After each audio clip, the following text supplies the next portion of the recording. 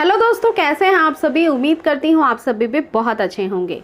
दोस्तों, जब कोई महिला प्रेगनेंसी कंसीव करना चाहती हैं तो उन्हें अक्सर ये समझ में नहीं आता है कि प्रेगनेंसी का जो सिम्टम्स होता है, जिसके बारे में आपने सुन रखा है या जिसके बारे में आप जानती हैं, तो कौन सा सिम्टम्स है जो सबसे पहले दिखाई देगा और ये कब दिखाई देगा। तो सबसे पहले ज़रूरी बात ये है समझना कि मान लीजिए कि आपके शरीर के अंदर आपका अंडा सक्सेसफुली फर्टिलाइज्ड हो गया है, तो फिर वो इम्प्लांट होता है, आपके फिलोपियन ट्यूब से यूट्रस की तरफ जाता है। और यूट्रस में जब ये इम्प्लांट होता है, उसके बाद जाकर के जैसे ही इम्प्लांटेशन का कार्य जो है सक्सेसफुल होता है, आपके बॉडी के अंदर एचसीजी नाम का हार्मोन रिलीज होने लगता है।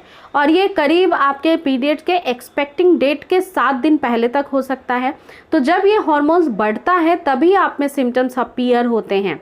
और जब सिम्टम्स अपीयर होते हैं तो सबसे पहला लक्षण इम्प्लांटेशन ब्लीडिंग या स्पॉटिंग का होता है, जो ज़्यादातर महिलाओं में दिखाई देता है।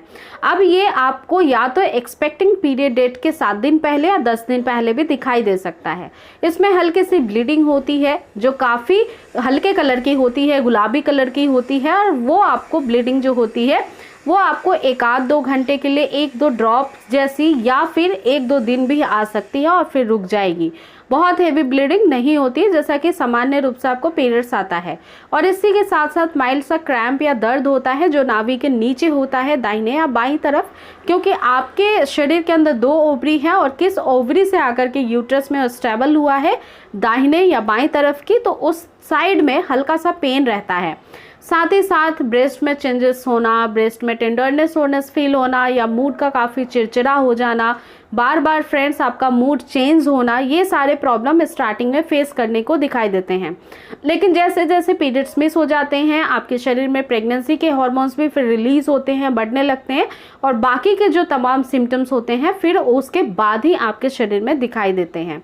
तो आप ध्यान रखिए कि अगर इम्प्लांटेशन का आपका फेज है तो ये स्पॉटिंग या ब्लीडिंग या आपको हल्के फुल्के क्रैम्प हो रही है या नहीं, और उसी दौरान से स्ट्रेस लेना बंद कर दीजिए। कई बार ओवर स्ट्रेस की वजह से इम्प्लांटेशन सक्सेस होते हुए भी फेल हो जाते हैं। तो ध्यान रखिए, अपना पूरा ध्यान रखिए, पॉजिटिव रहिए और इस तरह के सिम्टम्स को ज़्यादा समझने की कोशिश ना करें। आप ओवुलेशन के बाद बस हैप्पी रहें और एक्सपेक्ट करें कि आपकी डेट मिस हो जाए और प्रेगनेंसी रुक जाए। और चैनल को सब्सक्राइब जरूर करें ऐसी वीडियोज़ को देखने के लिए। Thank you.